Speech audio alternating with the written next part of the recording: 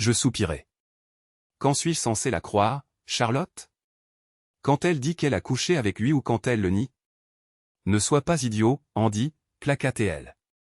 Tu dois te ressaisir, sinon ton mariage est fini. C'est elle qui a commencé, dis-je, la voix s'élevant. Elle doit me prouver qu'elle n'a pas trompé avec ce type. Et comment exactement t'attends-tu à ce qu'elle fasse ça, répliqua Charlotte. Un test au détecteur de mensonges? Jurer sur une pile de Bible? Allons, Andy, peut-être qu'elle devrait le prouver, dis-je obstinément. Innocente jusqu'à preuve du contraire, n'est-ce pas? Mais elle a avoué, Charlotte, elle l'a admis. Reprends-toi, Andy, dit Charlotte froidement, sinon ton mariage est fini. Puis elle raccrocha. Ces mots résonnaient dans mon esprit, peut-être devrais-tu prouver qu'elle l'a fait. À 11 heures, j'appelai le travail. Gilles n'était pas là, mais le gérant de jour répondit. Je lui expliquai la situation et lui dis que j'avais besoin de repos. Apparemment, Gilles l'avait déjà mis au courant d'une partie de l'histoire. Le gérant de jour se montra compréhensif. Toi et Lenny deviez repasser en semaine la semaine prochaine, mais nous pouvons nous débrouiller sans toi pendant un certain temps. Prends 2 semaines, nous les compterons comme des jours de congé. Si tu as besoin de plus, fais-le nous savoir. Les 2 premiers jours de mon congé furent un flou. Je peinais à comprendre ma nouvelle réalité et essayai d'appeler Lenny plusieurs fois, mais elle ne décrocha jamais. Les mots de Charlotte me hantaient, peut-être devrais-tu prouver qu'elle l'a fait. J'élaborais un plan désespéré. Ce n'était pas l'idéal, mais c'était un plan. J'allais à la bibliothèque et fouillais dans de vieux annuaires de lycée. Je cherchais les années où Lenny et moi avions obtenu notre diplôme, ainsi que les années immédiatement avant et après. Je lus chaque nom, chaque page, à la recherche de toute mention d'un Tyler Jones. Cela prit 3 jours entiers, mais je trouvai finalement 3 Tyler Jones. Chez moi, je cherchais en ligne des informations à leur sujet. Heureusement, leurs écoles avaient des comités de retrouvailles qui fournissaient des biographies d'anciens élèves, y compris où ils se trouvaient et ce qu'ils faisaient. Le premier Tyler Jones était à Washington, D.C. Il avait fréquenté l'Ohio State University après le lycée et déménagé à D.C. pour un stage au Congrès. Communiquer avec lui serait difficile, alors je le mis de côté pour le moment. Le deuxième Tyler Jones vivait à proximité et travaillait comme vendeur de voitures. D'après ce que j'avais lu, les vendeurs de voitures ont tendance à changer souvent d'employeur, donc je n'étais même pas sûr qu'il travaillait toujours chez le concessionnaire mentionné dans sa biographie. Je décidai d'enquêter en personne chez le concessionnaire. Je demandai à un mécanicien si Tyler Jones travaillait toujours là. « Il travaille ici », répondit le mécanicien, puis il me le désigna. Tyler était dehors sur le parking, parlant à un acheteur potentiel. Je ne l'approchai pas tout de suite, au lieu de cela, je partis et revins juste avant la fermeture du concessionnaire. J'eus de la chance. Tyler était toujours là quand il partit. Je le suivis jusqu'à un bar local près du concessionnaire. Après avoir attendu quelques minutes, j'entrai et repérai un siège vide à côté de lui. Je m'assis. « Bonjour, je suis Andy Buckle », dis-je en lui tendant la main pour une poignée de main. « Tyler Jones », répondit-il en me serrant la main. Nous passâmes quelques heures à discuter et à nous offrir des verres. Tyler était poli, charmant et semblait être le genre de gars qui pourrait convaincre n'importe qui de n'importe quoi. Je parie qu'il vendait beaucoup de voitures. Il était aussi drôle, intelligent et beau, le genre d'homme qu'on ne pouvait qu'apprécier. Nous répétâmes cette routine pendant 2 soirées supplémentaires. Il était facile de parler avec lui, et je me retrouvais à presque oublier pourquoi j'étais là. Mais je savais que trop de soirs de suite pourraient paraître suspects, alors je décidai de suspendre mes efforts pendant un certain temps. Ayant du temps libre, je décidai de me pencher sur le 3e Tyler Jones. Celui-ci était producteur de nouvelles télévisées. L'approcher était plus difficile. Je ne pouvais pas simplement entrer dans un studio de télévision. Au lieu de cela, je fis une copie de sa photo de bal de fin d'année tirée de l'annuaire et fis le guet devant son lieu de travail pour voir si je pouvais le repérer. Après 2 jours d'attente, je le vis enfin. Il avait pris environ 45 kg depuis le lycée, mais c'était bien lui. Je le regardais monter dans une voiture garée devant le studio. Le conducteur se pencha et les 2 partagèrent un long baiser passionné. Il ne fallut pas grand-chose pour éliminer ce Tyler Jones de ma liste, il n'était clairement pas intéressé par les femmes. Cela me ramena au vendeur de voitures. Tyler Jones. Au cours de nos conversations au bar, j'appris beaucoup de choses sur lui. Il était divorcé depuis presque 3 ans et avait 2 enfants. Le divorce, il l'admit, était de sa faute. Il avait eu un problème d'alcool, et sa femme en avait finalement eu assez et l'avait mis dehors. Mes enfants me manquent, avoua-t-il, mais je ne les vois pas souvent. Bien qu'il buvait toujours, il affirma n'avoir pas été ivre depuis le divorce. J'étais ivre tout le temps que j'étais avec elle, dit-il. Elle m'y a poussé. Elle était sexy, pas de doute là-dessus, mais elle me rendait fou. Il semblait plus heureux d'être célibataire. À un moment donné, il rit et dit « Regardez The Andy Griffith Show. Tout le monde dans cette série était heureux, sauf un. Vous savez pourquoi? Ils étaient tous célibataires. Le seul qui était malheureux était Otis, et il était marié, alors il continuait à boire. J'écoutais, partagé entre frustration et fascination. Tyler était magnétique, un beau parleur avec un esprit vif. S'il était honnête, il avait eu plus de femmes dans sa vie que n'importe quel 5 hommes que je connaissais réunis. Un instant, je me demandais, quelqu'un comme lui aurait-il vraiment pu être avec ma femme? Je ne pouvais toujours pas comprendre pourquoi Lenny, si elle avait trompé, avait ressenti le besoin de le faire. Il n'y avait aucun signe qu'elle était malheureuse de notre vie ou de notre routine. J'étais certainement satisfait des deux. Je savais qu'elle subissait du harcèlement au travail de temps en temps, mais je n'avais jamais pensé qu'elle le prenait au sérieux, et encore moins qu'elle y donnait suite. Je décidai de retourner au travail. Quand j'appelais, ils me dirent que j'étais programmé pour le quart de jour et pouvais commencer le lendemain. Travailler un quart complet me fit du bien, cela me donna un sentiment de normalité. Mais je ne pouvais m'empêcher de balayer la pièce du regard, espérant à moitié voir Lenny servir des tables. Mes tentatives de lui parler continuaient d'échouer. Je commençais à me demander si elle faisait quoi que ce soit pour sauver notre mariage, ou si elle voyait quelqu'un d'autre. Un soir, avec un rare jour de congé, je me rendis en voiture chez Charlotte et attendis dehors. Un peu plus tard, je vis Lenny et Charlotte monter dans la voiture de Lenny et partir. Je les suivis, mais je fus pris dans les embouteillages et les perdis. Frustré, je retournai chez Charlotte et attendis. 3 heures plus tard, elle revint, les bras chargés de sacs de course. Je sortis de la voiture et les approchai. « Lenny, il faut qu'on parle, » dis-je, essayant de garder un ton calme. « La seule chose que je veux entendre de ta part est des excuses, » répondit-elle fermement. « Sinon, reste loin de moi. Arrête de me harceler ou j'obtiendrai une ordonnance restrictive. Lenny, s'il te plaît, écoute juste une minute. J'ai quelques options dont nous pouvons discuter. » Non, m'interrompit-elle, la voix s'élevant. Présente tes excuses ou reste loin de moi. Ce sont les seules options qui m'intéressent.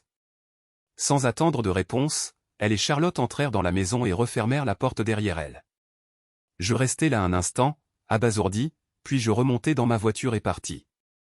Les jours suivants au travail se passèrent sans incident. Je recommençai à passer plus de soirées au bar avec Jones. Il y était environ 2 fois plus souvent que moi, et je supposais qu'il se montrait chaque fois qu'il n'avait pas d'autre projet. Un soir, nous étions assis au bar quand un couple entra. La femme attira immédiatement notre attention à tous les deux.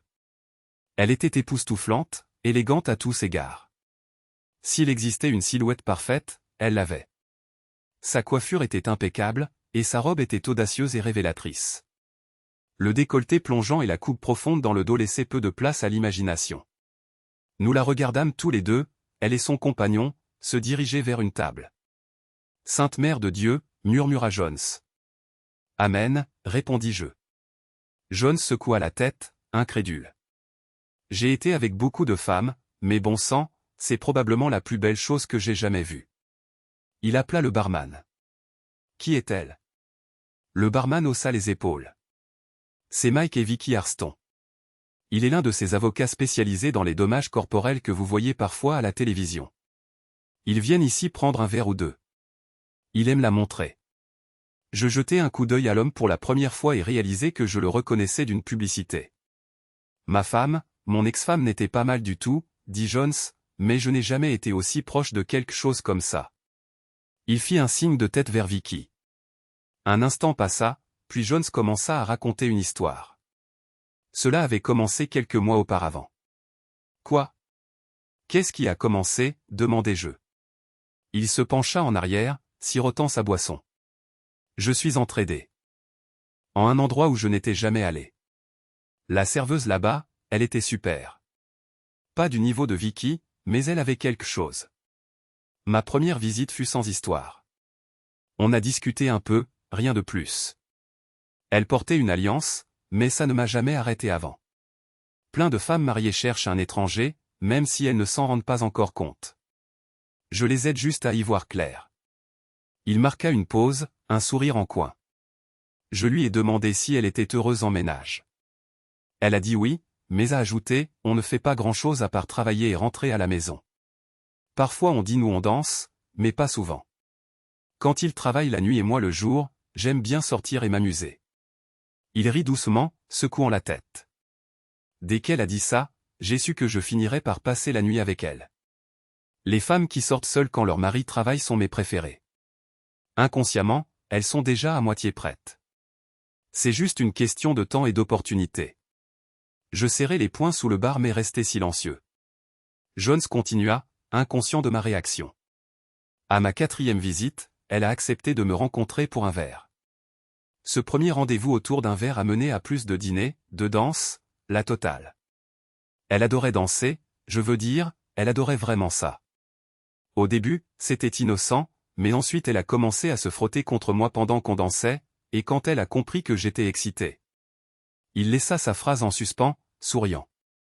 Jones continuait de parler et je continuais d'écouter, même si je n'étais pas sûr de vouloir en entendre davantage. Décrivait-il Lenny? Pourquoi l'aurait-elle choisi lui? Rien n'avait jamais indiqué qu'elle était malheureuse avec notre vie ou notre routine. Je n'étais certainement pas insatisfait. Oui, je savais qu'elle était occasionnellement harcelée au travail, mais elle n'avait jamais semblé prendre cela au sérieux, du moins c'est ce que je pensais. Jones continua, on devait être prudent à cause de son mari, alors on ne se voyait que quand ils avaient des horaires décalés. S'il travaillait le jour, on se rencontrait alors. Un soir, alors qu'il travaillait tard, les choses se sont vraiment échauffées. J'inspirais brusquement. Lenny, elle adorait danser. On dansait tout le temps, même au travail quand il n'y avait pas de clients. Le reste du personnel regardait toujours et applaudissait. Parlait-il d'elle? Alors, que s'est-il passé? Demandai-je, essayant de garder ma voix stable.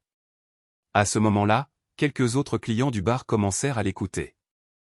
Jones ne baissa pas la voix, en fait, il semblait ravi d'avoir un public. Il rit. Un soir, on est allé danser.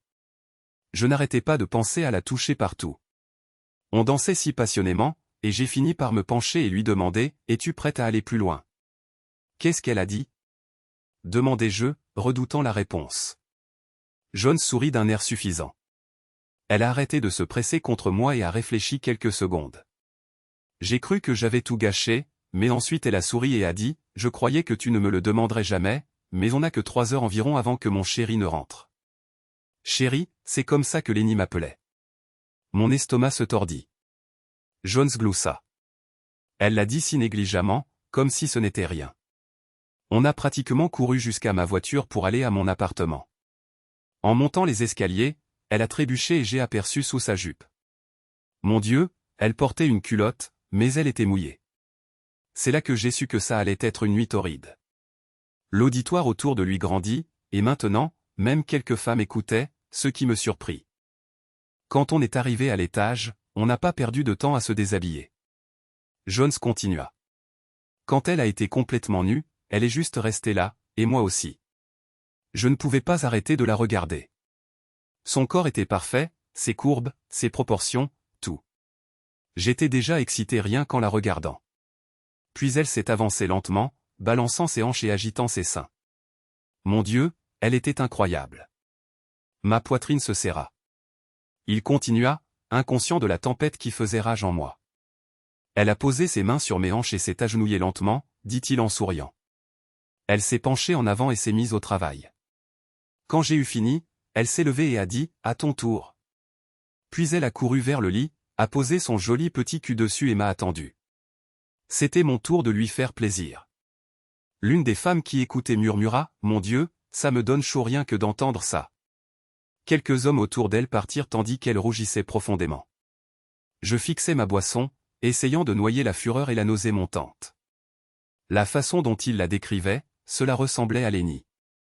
Même certaines des expressions qu'il mentionnait, comme « chérie », étaient des mots qu'elle utilisait. Mais la façon dont elle agissait dans son histoire, pouvait-elle vraiment être cette personne? Je pensais connaître ma femme mieux que quiconque.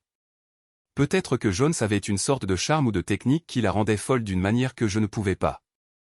Jones continua, après un bon moment, elle a dit qu'elle avait besoin d'une pause. Honnêtement, j'en avais besoin aussi. Ma langue, mon cou et mon dos me tuaient. Je nous ai apporté à boire tous les deux et on s'est allongé sur le lit en sirotant nos verres. Mais il n'a pas fallu longtemps avant qu'elle ne recommence à jouer avec elle-même. Puis elle s'est penchée et m'a demandé de la prendre à nouveau. Il marqua une pause pour siroter sa boisson, puis essuya la sueur de son front. Putain, rien que d'en parler, ça me fait transpirer comme un cheval de course. Je transpirais aussi, mais pour des raisons entièrement différentes. Mon esprit tournait. Lenny utilisait le mot « Peter » comme une blague quand elle me taquinait. Elle disait « Ton Peter me veut-il » Ce n'était pas une question de taille, elle trouvait juste le mot amusant. Était-ce vraiment elle? Je jetai un coup d'œil aux autres personnes qui écoutaient. 2 hommes riaient et un couple se disputait. La femme dit à son compagnon qu'elle pourrait faire ce que Jones avait décrit, et l'homme suggéra qu'il parte et essaie. Ils sortirent du bar ensemble en courant.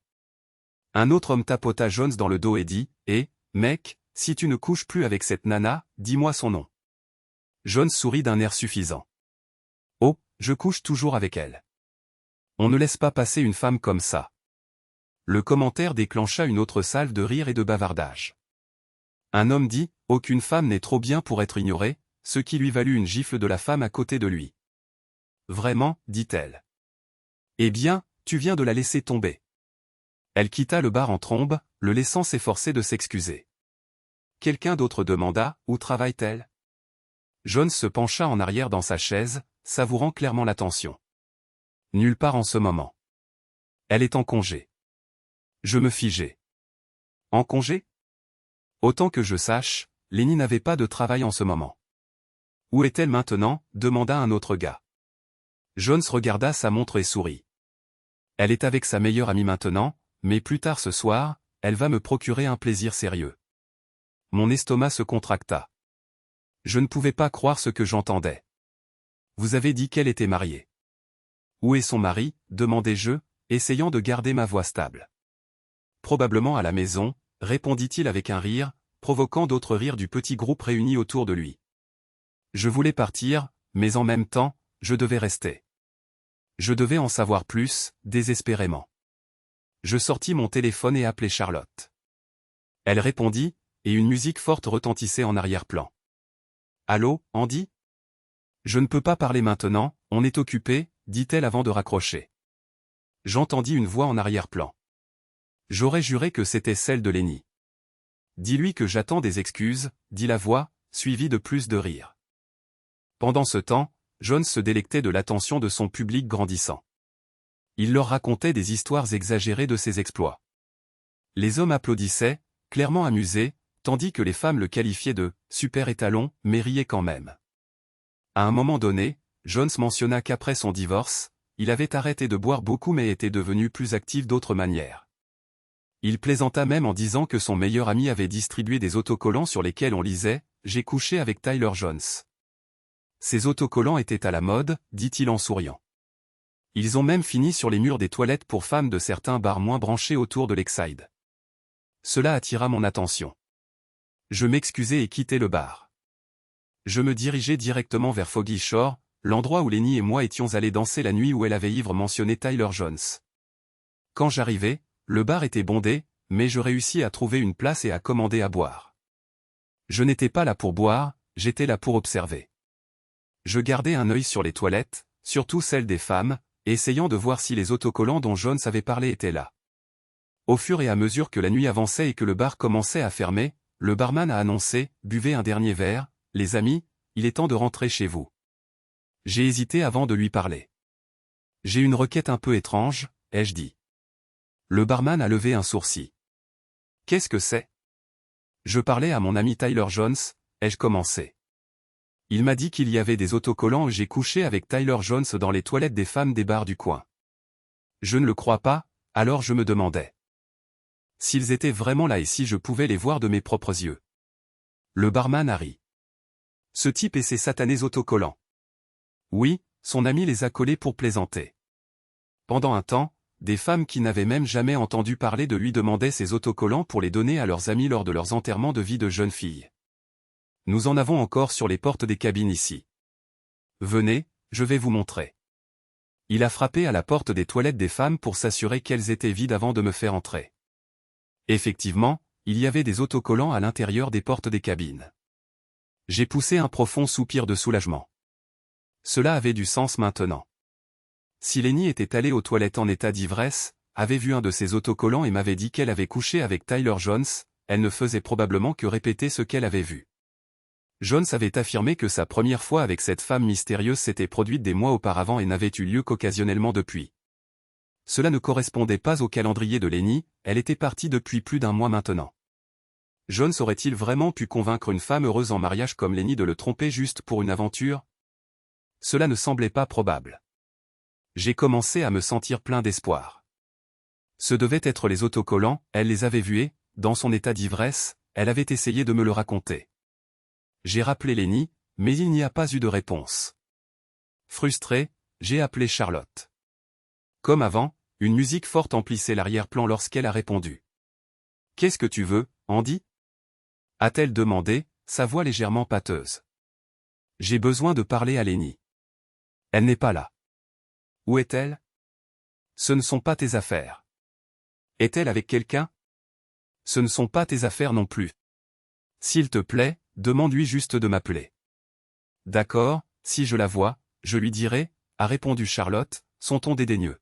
« Quand la verras-tu ? » ?»« Probablement demain ou plus tard ce soir. » J'ai soupiré, frustré. Charlotte jouait elle avec moi. Dis-lui que si elle veut sauver ce mariage, elle peut aller aux toilettes des femmes du Foggy Shore et regarder les portes des cabines, ai-je dit. Quoi ? A demandé Charlotte, visiblement confuse. Tu m'as entendu. J'ai raccroché avant qu'elle ne puisse répondre. Il était presque midi le lendemain quand mon téléphone a sonné. C'était Lenny. Je n'ai pas répondu, mais j'ai lu le message vocal qu'elle avait laissé, j'ai vu les autocollants. Je sais ce qui s'est passé. Appelle-moi, s'il te plaît. J'ai éteint mon téléphone et ne l'ai pas rallumé. Elle ne m'avait pas parlé depuis des semaines, alors maintenant c'était mon tour. Cette nuit-là, je suis resté au bar où je travaillais et j'ai dormi à l'arrière. J'ai ignoré ses appels, tout comme elle avait ignoré les miens. Ça faisait mal. Je voulais la voir, la serrer dans mes bras et lui dire que je l'aimais, mais je voulais aussi qu'elle ressente un peu de la douleur que j'avais portée. Le lendemain, j'étais au bar quand j'ai entendu une voix familière commander une boisson. Je me suis retourné et elle était là, Lenny, dans son uniforme de travail. Je l'ai regardée alors qu'elle puisait dans la poche de son tablier, en sortait un autocollant et le piquait sur son uniforme. Il disait « Je veux coucher avec Andy Buckle ». Elle avait dû écrire ça rapidement. Lenny l'a porté fièrement le reste de la nuit, supportant les railleries, les acclamations et de nombreux cris et huées de la foule. Nous avons échangé des sourires à chaque occasion. « Vas-y, Andy » ont crié certaines personnes. Besoin d'aide, Andy, ont taquiné d'autres. Plus d'un gars s'est même approché d'elle et s'est présenté comme Andy Buckle. Lenny a simplement ri, sa confiance inébranlable. Alors que la soirée touchait à sa fin et que la foule s'éclaircissait, le personnel a commencé à nettoyer le bar. Lenny et moi avons échangé un regard à travers la pièce. J'ai fini de m'essuyer les mains avec un torchon de bar et nous nous sommes dirigés l'un vers l'autre, nous retrouvant sur la piste de danse. Un autre couple était déjà là, plus serrés l'un contre l'autre que dansant, mais nous les avons ignorés. Je suis désolé, ai-je dit doucement quand nous étions à quelques centimètres l'un de l'autre. J'ai tendu la main, décollé l'autocollant de son tablier et les regardé avant de le glisser dans ma poche avec un petit sourire. Moi aussi, a-t-elle dit, sa voix légèrement tremblante. Veux-tu danser, ai-je demandé. Avec plaisir. Nous avons dansé lentement, ses courbes familières pressées contre moi. Pour la première fois depuis cette horrible nuit, j'ai senti quelque chose s'éveiller en moi, le désir. « Qu'est-ce que tu vas faire de cet autocollant » ai-je demandé distraitement, la serrant contre moi. Elle a pris mon visage dans ce. Main et main embrassées profondément et tendrement, son corps pressé plus fort contre le mien. « Dès que tu me ramèneras à la maison et que tu me déshabilleras » a-t-elle chuchoté. Avant que je ne puisse répondre, une voix familière nous a interrompus. La voilà. C'est ma fille. Nous nous sommes tournés pour voir Tyler Jones s'avancer vers nous. Tiens, Andy. Tu essaies de me voler ma copine, Andy? Lenny et moi nous sommes séparés, ses yeux s'écarquillant de panique en me regardant. Je suppose que tu le connais, lui ai-je demandé. Elle n'a pas répondu. Jones l'a attrapée par le bras et l'a tirée vers lui, l'embrassant pleinement sur la bouche. Quand il l'a relâchée, il la tenait à bout de bras, ses yeux se posant de nouveau sur moi, remplis de peur. Quand peux-tu partir d'ici, chérie, a-t-il demandé, sa voix douce mais assez forte pour que les gens proches l'entendent. J'ai besoin de toi. Lenny a fait un pas vers moi. Andy, J'ai levé la main pour l'arrêter. Andy, s'il te plaît, a-t-elle supplié. Jones nous a regardés, confus. Qu'est-ce qui se passe, a-t-il demandé. Lenny l'a repoussé. Lâche-moi, a-t-elle claqué, se tournant de nouveau vers moi. Andy, ça n'est arrivé qu'une seule fois, s'il te plaît, parle-moi. Jones a ricané. Une fois? Ça fait au moins 6. Le visage de Lenny est devenu blanc. Pourquoi diable racontes-tu ça à Andy, a demandé Jones, incrédule. Allons-y. Laisse-moi tranquille, a crié Lenny. J'ai finalement parlé, ma voix froide et ferme. Alors, c'est ça la serveuse dont tu m'as parlé? La meilleure amante que tu aies jamais eue. Jones a souri d'un air suffisant. C'est elle, mon pote. Bien qu'elle fasse la difficile maintenant, elle n'était pas comme ça quand elle me satisfaisait. Je ne pouvais pas arrêter de regarder Lenny. La honte et la panique dans ses yeux étaient indéniables. Puis, soudain, ses genoux ont fléchi et elle s'est effondrée sur le sol. Tout le monde s'est figé. Nos collègues, les clients, tout le monde regardait Lenny s'effondrer devant moi. Jones a brisé le silence. Elle est toute à toi, Andy, a-t-il dit en haussant les épaules. Elle est bien, mais pas à ce point. Non merci, je n'ai plus besoin d'elle. Toi, tu l'as eu aussi, a demandé quelqu'un. Oui, ai-je dit, ma voix creuse. Pendant plus de 3 ans. C'est ma femme. La mâchoire de Jones est tombée. Ta femme? Nom de Dieu. Il s'est précipité vers la porte, se déplaçant plus vite que je n'avais jamais vu personne bouger. Je l'ai appelée, et, reviens la chercher. Elle est à toi maintenant. Gilles, le gérant de nuit, s'est approché de Lenny, qui était toujours au sol. Je pense que vous devriez partir, a-t-il dit, faisant signe à 2 autres employés de l'escorter dehors. Mon esprit était en pleine course, un mélange chaotique d'émotions et d'images que je ne pouvais pas contrôler. J'ai nettoyé le bar machinalement, essayant de réprimer la vague de sentiments qui menaçait de me submerger. Gilles est venu vers moi et a posé une main sur mon épaule. Rentre chez toi, a-t-il dit doucement. Repose-toi. Appelle-moi quand tu seras prêt à revenir. J'ai hoché la tête et je suis parti. Quand je suis rentré chez moi, j'ai verrouillé la porte. Elle ne reviendrait pas chercher ses affaires, pas avant que je sois prêt. Même pas 1 heure plus tard, j'ai entendu la clé tourner dans la serrure, puis des coups ont retenti. Andy. Andy. Laisse-moi entrer, a supplié la voix de Lenny de l'autre côté de la porte. Tu n'es plus la bienvenue ici, ai-je dit à travers la porte. Andy, s'il te plaît, laisse-moi au moins prendre quelques-unes de mes affaires. Pourquoi faire, ai-je claqué. Tu as déjà pris ton maquillage en partant. Tu n'as pas besoin de vêtements pour ce que tu as fait. Tu es paré. Sa voix est devenue plus forte, plus désespérée. Je ne suis pas comme ça. Pars, ai-je dit fermement. Tu peux venir chercher tes affaires demain. Sois là à 9 heures, parce qu'à 10 heures, tout ce qui restera sera dans la benne à ordures. Andy, s'il te plaît. Fous le camp, sale infidèle. Le lendemain matin, on a frappé peu avant 9 heures. J'ai regardé par le Judas. Ce n'était pas Lenny, c'était Charlotte. Charlotte. J'ouvris la porte. Qu'est-ce que tu veux, demandai-je froidement. Charlotte se tenait devant ma porte, l'expression ferme. Je suis venu chercher les affaires de Lenny, dit-elle. Je pointai plusieurs sacs poubelles empilés près de la porte. Les voilà. Elle peut prendre les meubles qu'elle veut. Si elle ne le fait pas, ils disparaîtront dans l'heure. Elle ne peut pas faire ça, a rétorqué Charlotte. Pourquoi pas? Elle est malade, Andy, malade. Quel est son problème? Pas assez de vodka, rétorquai-je, la voix empreinte de sarcasme. Allons, Andy, elle a bu une bouteille entière de vodka la nuit dernière, elle est mal en point. Oh, elle est mal en point. Et moi, j'ai l'air de... Quoi, Charlotte?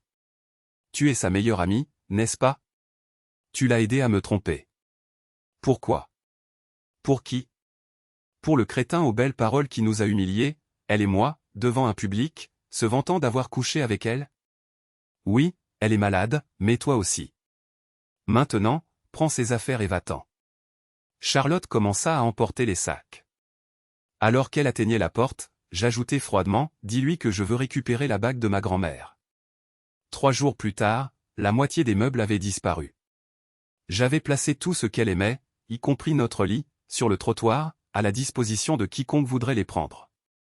Je ne savais pas si elle avait été avec Jones ou quelqu'un d'autre sur ce lit, mais je ne pouvais plus le supporter. Puis on frappa à la porte. J'ouvris et trouvai Lenny, là, devant moi, le visage pâle et tiré. « Qu'est-ce qui te prend » demanda-t-elle. « Les gens prennent mes meubles. »« Ce ne sont pas tes meubles, répondis-je calmement. Tu as quitté cet appartement, tu m'as quitté, donc tu n'as plus aucun droit dessus maintenant. Donne-moi la bague de ma grand-mère. »« Tu me l'as donnée, elle est à moi, objecta-t-elle. Cette bague était destinée à la femme qui serait pour toujours mon épouse, pas à une infidèle qui a laissé un crétin l'amadouer pour qu'elle couche avec lui. Maintenant, rends-la. Elle hésita, puis commença à retirer la bague de son doigt tout en reculant vers la porte. Ses mains tremblaient. Elle jeta la bague sur le sol et je la ramassai, la glissant dans ma poche. Je pensais qu'on pourrait parler de tout, dit-elle, la voix tremblante. Pas question, dis-je fermement. Va parler à Tyler Jones, il est très fort en conversation. Il t'a convaincu de coucher avec lui. Était-il le seul, ou y en a-t-il eu d'autres? Lenny glissa le long de l'encadrement de la porte, s'effondrant sur le sol, tandis que les larmes coulaient sur son visage. Je voulais juste m'amuser un peu, Andy, sanglota-t-elle. Il est venu au bar et a commencé à me parler. Tu étais là les premières fois, mais tu ne l'as pas remarqué parce que nous étions occupés. Après quelques visites, il m'a offert un verre. Tu travaillais la nuit, alors je l'ai rencontré. Il avait le don des mots. Puis il m'a touché, il m'a pincé les seins et j'ai disjoncté. Je la regardais, l'incrédulité et la colère bouillonnant en moi. Alors, n'importe qui te touche peut coucher avec toi. Non, cria-t-elle. Alors qui es-tu? Qu'est-il arrivé à ma femme? Charlotte a dit. Commença-t-elle, mais s'arrêta. Qu'est-ce que Charlotte a dit? Elle m'a dit que tu n'étais plus intéressé par moi. Elle a dit que je devais m'amuser un peu. Elle essaie de me caser avec des hommes depuis des mois. Je t'avais dit de rester loin d'elle. Ce n'est pas ton ami, c'est du poison. Combien d'hommes t'a-t-elle casé? 5? 10? Plus? Lenny secoua la tête. Je ne sais pas. Je ne me souviens pas, oublie ça, dis-je sèchement. Je ne veux pas savoir. Tu dois partir. Elle se releva lentement. Puis-je au moins faire un tour pour voir s'il y a autre chose à moi ici? Rien dans cet appartement ne t'appartient plus, répondis-je froidement. Et ma voiture? Elle est dans l'un des sacs que Charlotte a emportés, avec tes photos, à l'exception de notre album de mariage. Celui-là, je l'ai jeté. Ses larmes coulèrent plus vite tandis qu'elle se tenait à la porte. Je passai devant elle, ouvris la porte et pointai l'extérieur du doigt. Andy, s'il te plaît, supplia-t-elle. Sors, dis-je. La tête basse, des larmes gouttant sur le sol, elle entra dans le couloir et je fermai la porte derrière elle. Je retournai au travail, mais il était difficile d'y être. La piste de danse où cette confrontation fatidique avait eu lieu me hantait. Un soir, Gilles, le gérant de nuit, était assis au bar pendant que je lui tendais un verre d'eau glacée. Tu sais, Andy, commença-t-il, nous possédons un bar-restaurant à l'hôtel Capitol International, en centre-ville. Il s'appelle Orion Sky. Ils ont de la musique de piano en direct tous les soirs et une petite piste de danse. C'est plus haut de gamme qu'ici et il paie mieux. Si tu es intéressé, je peux te transférer là-bas. Cela pourrait t'aider à laisser cet endroit derrière toi. 3 jours plus tard, je me retrouvais dans mon nouveau bar. La gérante de jour m'accueillit chaleureusement, se présenta et me fit visiter les lieux. Elle me présenta au personnel avant l'ouverture. Pendant les premiers jours, je travaillais le quart de jour, arrivant à 10 heures pour préparer le bar, ouvrant à 11 heures et finissant à 19 heures. Le quart de nuit prenait le relais, travaillant généralement jusqu'à 2 heures du matin ou plus tard. L'hôtel international était chic et élégant, et j'adorais y être. C'était un nouveau départ, une chance de laisser le passé derrière moi. La veille de commencer mon nouveau travail, j'ai entamé la procédure de divorce. J'ai aussi décidé d'arrêter de me raser et de laisser pousser ma barbe. Lenny et moi n'avions pas grand-chose à partager, mais quand j'ai vérifié notre compte bancaire, j'ai vu que plus de la moitié de l'argent avait disparu. Elle avait dû être conseillée par quelqu'un, probablement Charlotte. Bah, le tribunal le lui aurait probablement donné de toute façon. Je m'occupais des tâches habituelles post-rupture, annuler notre carte de crédit commune, nous n'en avions qu'une, ouvrir un nouveau compte et changer le service téléphonique qui était à son nom. Lenny reçut les papiers du divorce chez Charlotte. Je n'avais aucune idée de sa réaction. Un jour, quelque chose que Jones avait dit me frappa comme une brique. Il prétendait avoir couché avec Lenny au moins 6 fois. Cela signifiait que j'avais été avec elle après lui, et qui sait combien d'autres. L'idée me rendait malade. J'ai décidé de consulter un médecin. Je n'avais aucun symptôme, mais je n'avais aucune idée des signes des IST ni de la durée de leur période d'incubation. Les résultats sont revenus et ils étaient dévastateurs, gonorrhée et syphilis. Je voulais la tuer. Je m'étais toujours dit que je ne lui ferais jamais de mal, mais quand j'ai appris pour la syphilis, toutes les promesses étaient rompues. La rage que je ressentais n'était pas seulement dirigée vers Lenny, mais aussi vers Jones. Comment quelqu'un d'aussi imprudent pouvait-il infecter les autres avec une telle insouciance? Appeler Lenny pour déverser ma fureur semblait inutile, elle ne s'en soucierait pas. Quelques jours plus tard, son frère Jimmy se présenta à ma porte. Je venais de rentrer après avoir été vacciné contre les IST. Fils de... grogna-t-il alors que j'ouvrais la porte. Tu as trompé ma sœur et tu lui as refilé une de ces choses. Je devrais te tuer. Le meurtre dans ses yeux suffisait à me glacer le sang. Mollo, tigre, dis-je en reculant. Si tu parles d'IST, tu te trompes complètement. C'est ta sœur qui m'a trompé et m'a infecté, pas l'inverse. C'est un mensonge, cria-t-il en s'approchant. Ah oui, dis-je aussi calmement que possible, bien que mon cœur batte la chamade. Avant que tu ne fasses quoi que ce soit de stupide, laisse-moi te rappeler qu'il y a une douzaine de témoins qui ont entendu Tyler Jones se vanter d'avoir couché avec elle au moins 6 fois. Elle ne l'a pas nié. En fait, elle m'a dit qu'elle l'avait fait pour s'amuser, juste pour s'amuser. Et Charlotte? Elle l'a encouragée, l'a même applaudi.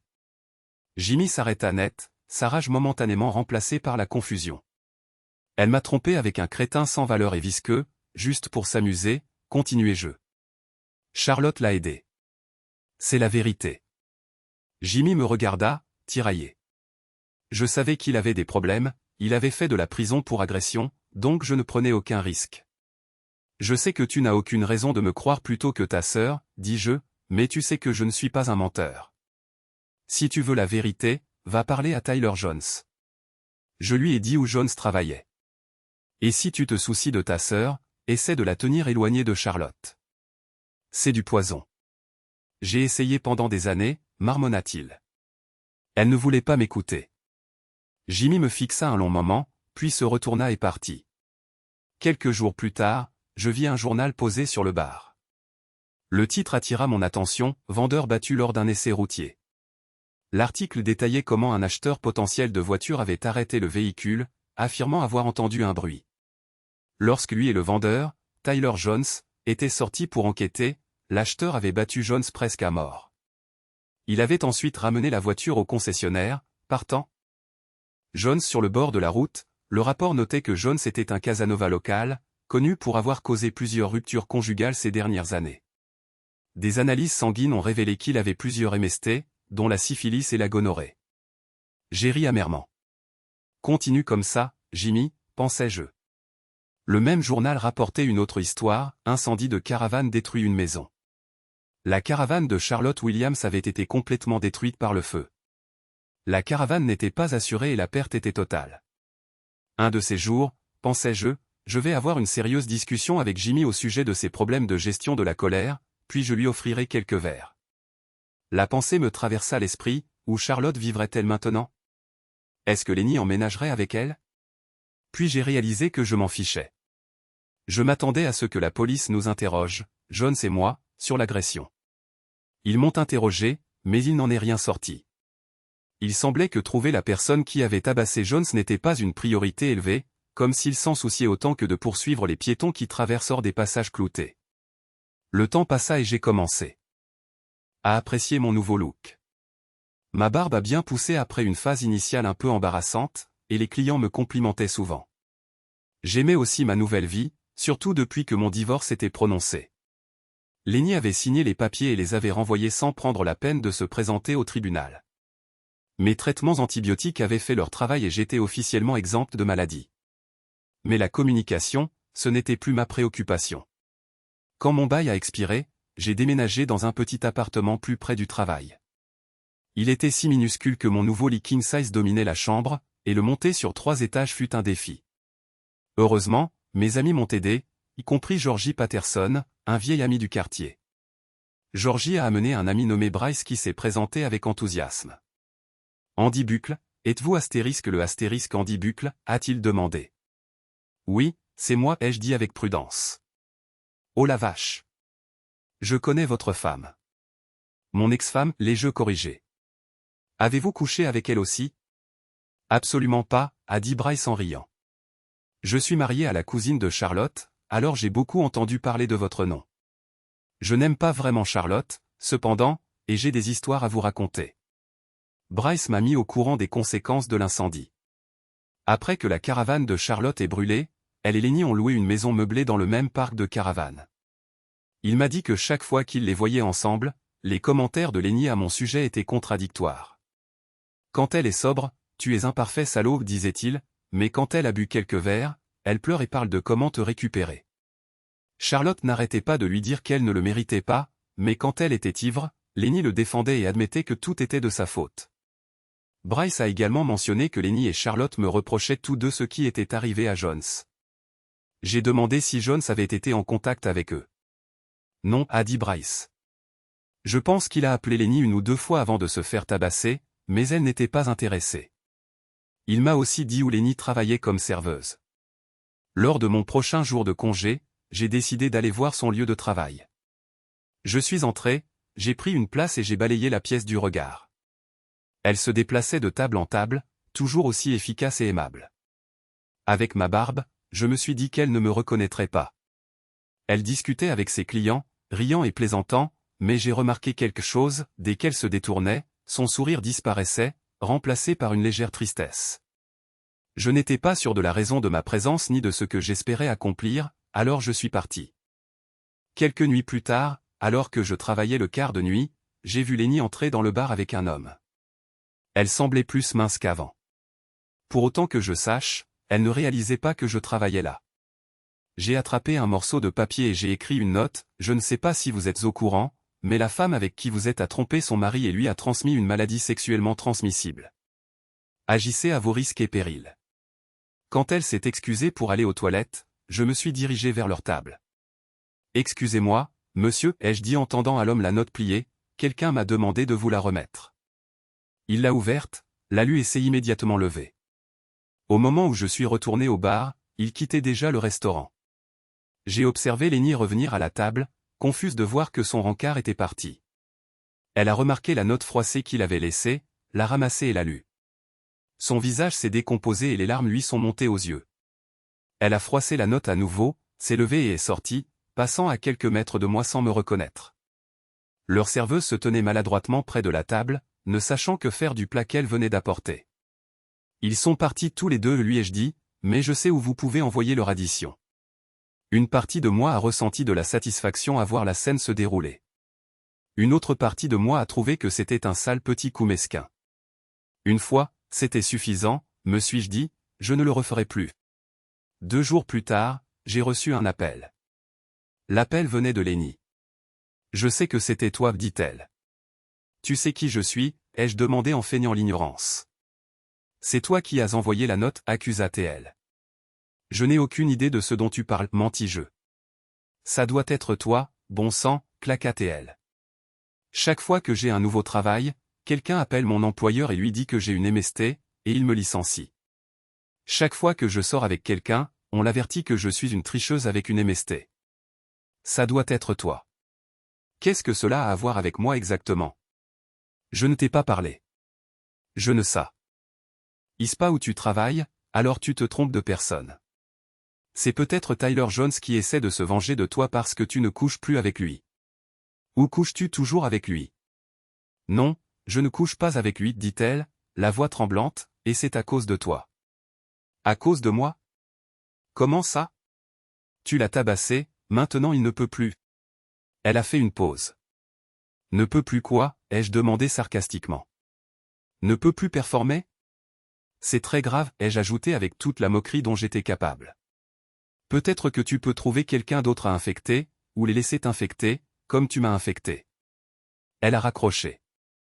J'ai ri pour moi-même. J'avais envoyé une seule note à son compagnon de dîner, mais rien de plus. C'était peut-être Jones qui ripostait, bien que je soupçonnais que sa colère était probablement dirigée contre celui qui l'avait tabassé. Si j'étais à sa place, je penserais probablement que c'était moi, pas elle. 3 jours plus tard, un couple bien habillé est arrivé au bar. Ils avaient l'air de professionnels, commandant à dîner puis se dirigeant vers le salon pour prendre un verre et écouter de la musique live. Pendant que la femme était aux toilettes, j'ai vu l'homme glisser quelque chose dans son verre. J'ai eu mal au ventre. Je me suis dirigé vers leur table. Désolé, monsieur, mais je crois que j'ai mélangé vos boissons. Laissez-moi les remplacer, ai-je dit en gardant un ton désinvolte. J'ai pris les 2 verres derrière le comptoir et les ai mis de côté, préparant 2 nouvelles boissons. Quand la femme est revenue, j'ai servi les nouvelles boissons et appelé le gérant pour lui expliquer ce que j'avais vu. Elle a immédiatement contacté la police qui est entrée discrètement par la porte de derrière. Le gérant a ajusté une caméra de sécurité pour filmer la table du couple. Peu de temps après, l'homme a commandé une autre tournée de boissons. Alors que la femme s'approchait du pianiste pour faire une demande, la caméra l'a pris en flagrant délit de glisser quelque chose dans son verre. La police a agi rapidement, l'a placé en garde à vue et a confisqué la boisson que j'avais gardée plus tôt. Ils ont également accompagné la femme au bureau du gérant pour l'interroger avant que tous les 3 ne repartent par la porte de derrière. 2 jours plus tard, alors que je me préparais pour mon service de nuit, le gérant m'a dit que quelqu'un m'attendait au bar. Elle est ici depuis 17 heures et n'a rien commandé d'autre que du thé glacé, dit-il. Je suis sorti, m'attendant à Lenny, mais ce n'était pas elle. La femme assise au bar m'était inconnue. J'ai attrapé une serviette, séché mes mains et les jeté sur mon épaule en m'approchant d'elle. Bonjour, ai-je dit avec désinvolture. Je suis Andy. J'ai cru comprendre que vous m'attendiez. Elle a souri chaleureusement. Oui, c'est exact. Je m'appelle Dave Alexander et je vous dois un merci. Pourquoi, ai-je demandé, sincèrement perplexe. Pour m'avoir sauvé de ce sale type qui a essayé de me droguer, non pas une fois, mais 2 fois. Oh, ai-je dit, la reconnaissance apparaissant. Je ne vous avais pas reconnu. Vous allez bien? Oui, grâce à vous. Si ce n'était pas pour vous, j'aurais eu de gros ennuis. Ce n'était rien, ai-je dit modestement. N'importe qui aurait fait la même chose. Non, tout le monde n'aurait pas remarqué, et encore moins serait intervenu, dit-elle sincèrement. Il est en liberté sous caution maintenant, mais au moins il a été démasqué pour. Qui est-ce? C'était un petit ami ou, non, mon Dieu, dit-elle en secouant la tête. C'était un collègue, du moins il l'était. Il s'est fait virer quand l'entreprise a découvert ce qu'il avait fait. Depuis combien de temps vous fréquentiez-vous? On ne se fréquentait pas. C'était le premier rendez-vous, dit-elle avec un soupir. Il avait l'air si gentil au travail, drôle, intelligent, charmant. Il m'a eu à l'usure, même si j'ai pour règle de ne pas sortir avec des collègues. Avez-vous eu la moindre indication qu'il tenterait quelque chose comme ça? Aucune, répondit-elle. Le dîner était merveilleux et il s'est comporté comme un parfait gentleman. Il était exactement le même qu'au bureau, drôle, gentil et respectueux. Il n'y avait aucun signe de ce dont il était capable. Dana Alexander me sourit de sa place au bar. Tu avais l'air vraiment en forme là-haut, dit-elle, faisant référence à la discussion de préparation du procès. Eh bien, tout est fini maintenant, répondis-je. Pas tout à fait, dit-elle en gloussant. Nous devrons encore l'affronter au tribunal. Nous. Oui, nous, rit-elle à nouveau. Sois tranquille, tu seras appelé comme témoin. Je n'y avais pas pensé, mais ça ne m'inquiétait pas, c'est bien. L'occasion d'aider à mettre quelqu'un comme ça derrière les barreaux ne me dérange pas du tout. Dana resta au bar un moment et nous parlâmes chaque fois que je n'étais pas occupé. J'appris qu'elle et l'homme qui avait tenté de la droguer étaient tous deux architectes. Si j'allais à l'université, c'est ce que je voudrais étudier, lui dis-je avant de partir. Elle me remercia de nouveau. On se verra au tribunal, dit-elle avec un sourire. Quelques jours plus tard, quelqu'un du bureau du procureur vint me voir pour discuter de mon témoignage. Au cours des semaines suivantes, j'eus plusieurs réunions avec le personnel du procureur. Pendant ce temps, je ne revis plus d'Anna Alexander. Entre-temps, j'avais commencé à fréquenter deux femmes, Judy et Anna. Elles devinrent toutes deux des habituées de ma vie. Ce n'était rien de sérieux, nous n'avions aucune attente d'exclusivité. C'était purement pour le plaisir et l'arrangement fonctionnait bien pour toutes les personnes impliquées. Si je passais la nuit avec l'une, l'autre n'y voyait aucun inconvénient, sachant que son tour viendrait la nuit suivante. Un soir, nous étions tous les trois assis à un bar lorsqu'un autre trio, une femme et deux hommes, entra. Ils prirent une table, burent, dansèrent et semblaient complètement à l'aise avec leur dynamique non conventionnelle. La femme embrassa ouvertement les deux hommes, attirant l'attention des autres clients. Judy, observant la scène se dérouler, se pencha vers moi. « Ça me rappelle ce vieux film, Astérisque la kermesse de l'Ouest astérisque, dit-elle. Celui où la femme a deux maris. Je suppose qu'il n'y a rien de mal à ce qu'ils font. » Anna sourit en coin. « Tu sais, ça pourrait être amusant d'avoir deux hommes en même temps. » Elle se tourna vers moi avec un sourire espiègle. « Qu'en penses-tu, Andy? Serais-tu partant pour un plan à trois? » Je souris. « Ça dépend s'il y a trois de astérisque ou astérisque, répondis-je avant de m'éloigner pour servir un client. Quand je revins, elles chuchotaient entre elles, mais s'arrêtèrent dès que je m'approchai. « Comment ça dépend ?» demanda Judy en haussant un sourcil. « Disons simplement que les plans à trois hommes-femmes ne sont pas sur ma liste de choses à faire avant de mourir, répondis-je avec un petit rire. Judy leva les yeux au ciel et claqua son verre sur le comptoir. « Et si on se faisait servir ici ?» dit-elle en riant. Je souris, pris ma serviette sur mon épaule et essuyai le comptoir. À présent, les deux femmes se penchaient au-dessus du bar, essayant de se rapprocher le plus possible de moi. Judy murmura quelque chose que je ne pus saisir. Je me penchai. Je ne connais pas un seul homme, un vrai de vrai, qui refuserait l'occasion d'un plan à trois avec deux femmes, murmurai-je en retour. Elles échangèrent un regard et se rassirent. Un autre verre, mesdames? C'est ma tournée, offris-je. Elles déclinèrent, disant qu'elles devaient partir. Il était presque 3 heures du matin quand je rentrai chez moi, pris une douche rapide et me dirigeai vers le lit. Au moment où j'allais me coucher, on frappa à la porte. J'enroulai une serviette autour de ma taille et ouvris. On a apporté des choses à grignoter, dit Anna en passant devant moi, Judy la suivant de près. Elles étaient déjà venues à mon appartement et y avaient passé la nuit à différentes occasions. Oui, on s'est dit que tu aurais peut-être faim, gloussa Judy. Je l'ai regardée avec scepticisme. Où est la nourriture? Qui a parlé de nourriture? Demanda Anna en souriant. Tu as dit, non, interrompit Judy. On a dit qu'on avait apporté quelque chose à manger. Grande différence. Tandis que Judy commençait à déboutonner son chemisier, je remarquai qu'elle ne portait pas de soutien-gorge. Elle sourit malicieusement et m'embrassa doucement, ses mains glissant sur ma poitrine. On dirait qu'il nous attendait, taquina Anna en désignant la serviette enroulée autour de ma taille. C'était tout, Andy? Tu nous attendais, murmura-t-elle, ses lèvres planant près des miennes avant de m'embrasser. Pendant qu'elle m'embrassait, ses mains glissèrent pour défaire la serviette, la laissant tomber au sol. Judy se tenait d'un côté de moi, Anna de l'autre. Elles prirent chacune une de mes mains et me menèrent vers la chambre. Lorsque mes jambes heurtèrent le bord du lit, elles me poussèrent en riant doucement. Judy finit de déboutonner son chemisier, sa poitrine nu captant la lumière tamisée. Anna retira sa chemise par-dessus sa tête, révélant qu'elle ne portait pas de soutien-gorge non plus. Le reste de la nuit fut tout ce dont on pourrait rêver dans un plan à trois parfait. Mon lit double, que je pensais trop grand pour un petit appartement, s'avéra être de la taille idéale. Notre arrangement dura environ 3 mois. Puis Judy partit en croisière avec ses sœurs de sororité et revint éprise d'un des jeunes officiers du navire. À peu près au même moment, Anna obtint une promotion au travail et fut mutée à Phoenix. Elles allaient toutes les deux me manquer, mais en même temps, je me sentais soulagé. J'avais besoin de repos après ces quelques mois endiablés. Pendant cette période, le procès de l'homme que y avait tenté de droguer Dana Alexander commença. Je témoignai en tant que témoin de l'accusation et il fut condamné à 5 ans de prison.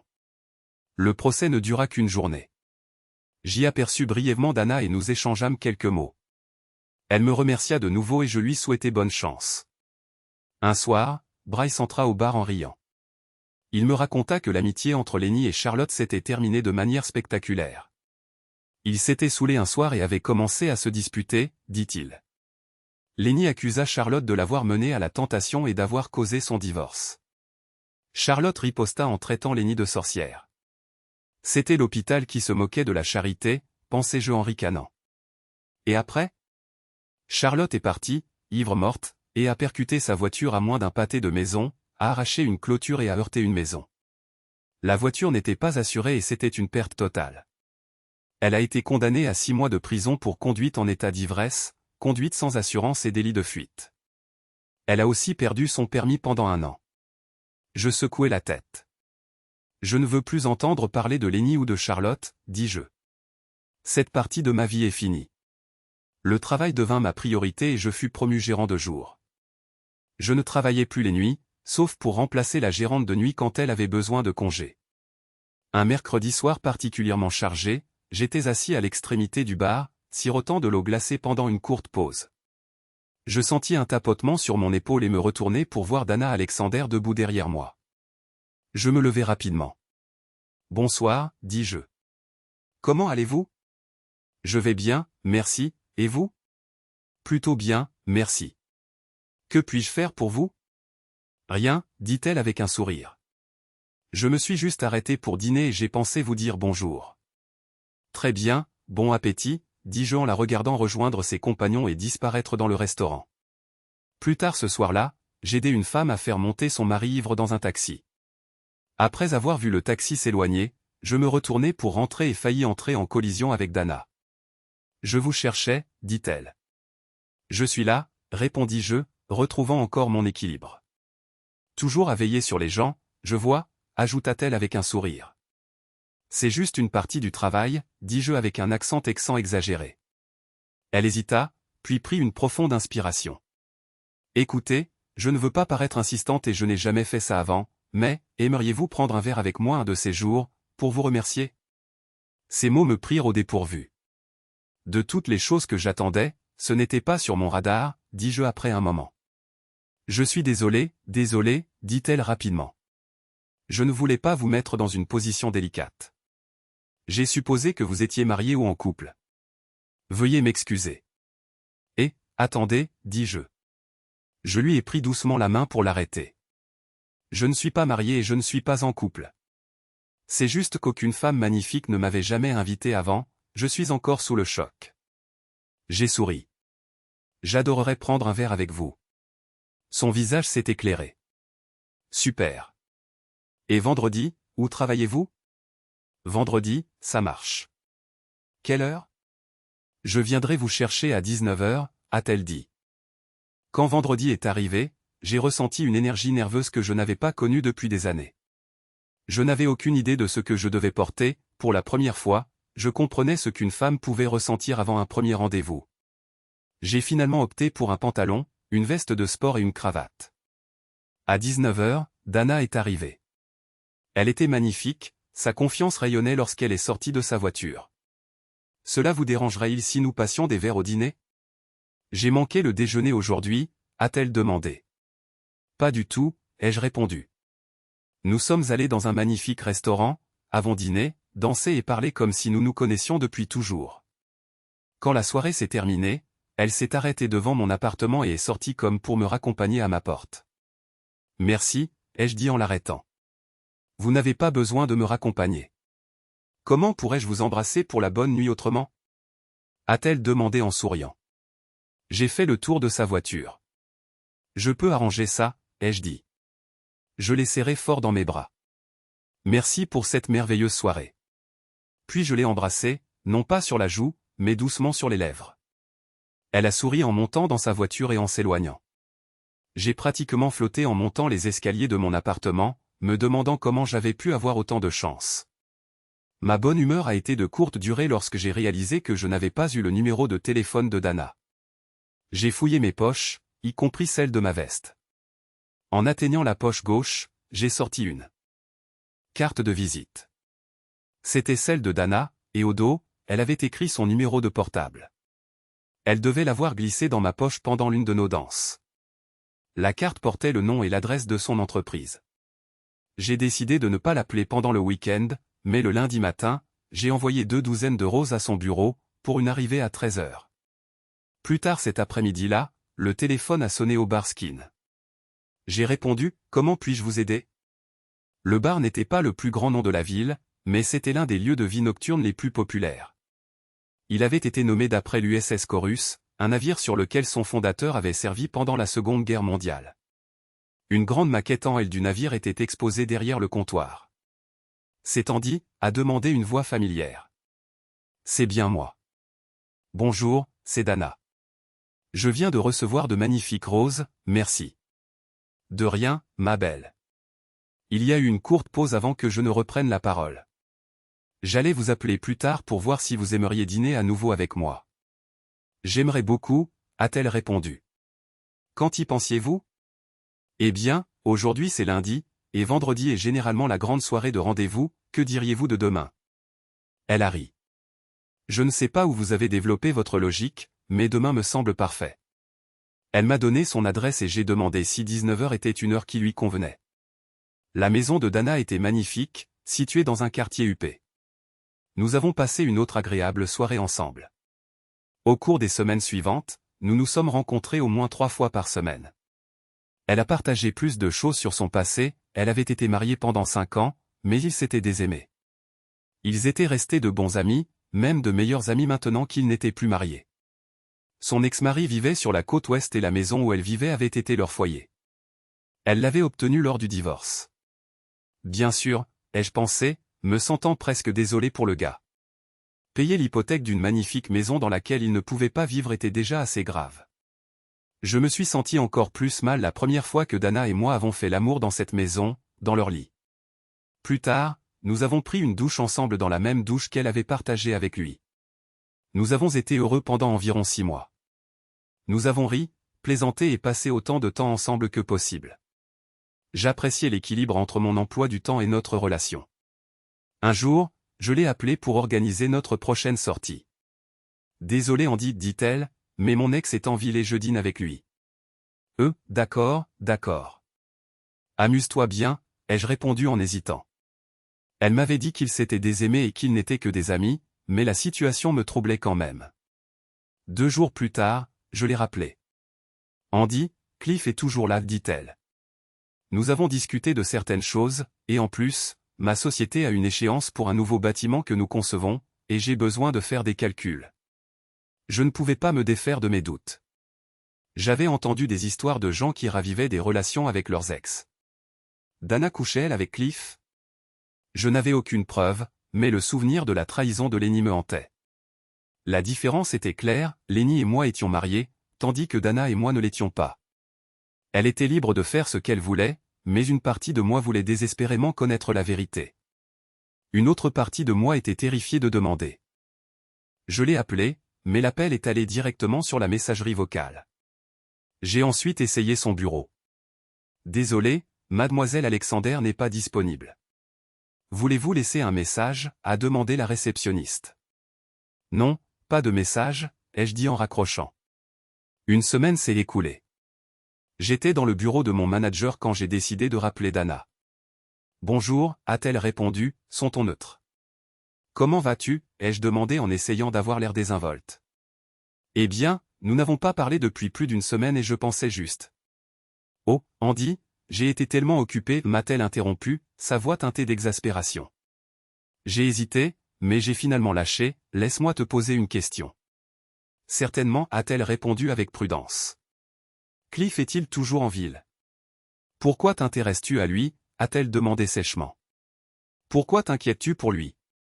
Puis, avant de pouvoir me retenir, j'ai demandé, couches-tu avec lui? Le silence à l'autre bout du fil était assourdissant.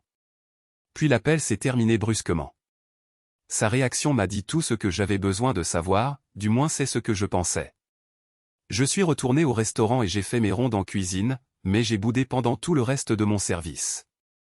Quand je suis rentré chez moi, j'ai suivi ma routine habituelle, j'ai vidé mes poches, me suis déshabillé et j'ai pris une douche chaude. Ensuite, j'ai mis ma robe de chambre, je me suis servi un gin tonic et me suis installé dans mon fauteuil profond. Je me suis penché en arrière, j'ai allumé la télé et j'ai pris une gorgée de mon verre.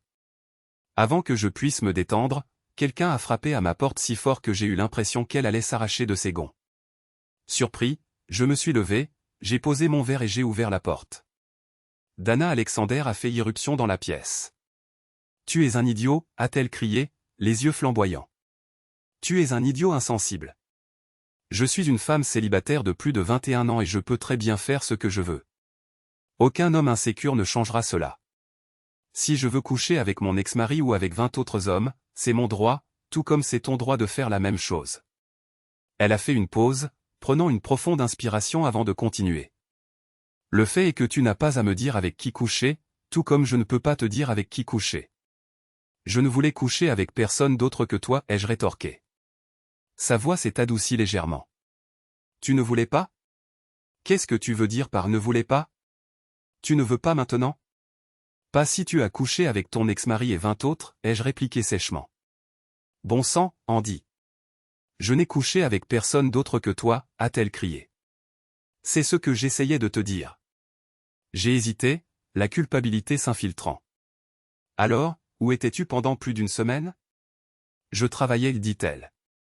Nos plans de construction sont en retard et si nous ne rattrapons pas le temps perdu, nous perdrons le projet. Mais tu as eu du temps pour Cliff, l'ai-je accusé. Son visage s'est durci. Cliff et moi travaillions sur un accord pour transférer ma maison. Il se marie à nouveau et ne peut pas se permettre 2 hypothèques, alors il voulait que je reprenne les paiements. Officiellement, je n'avais pas à le faire, mais je ne voyais aucune raison de faire traîner les choses.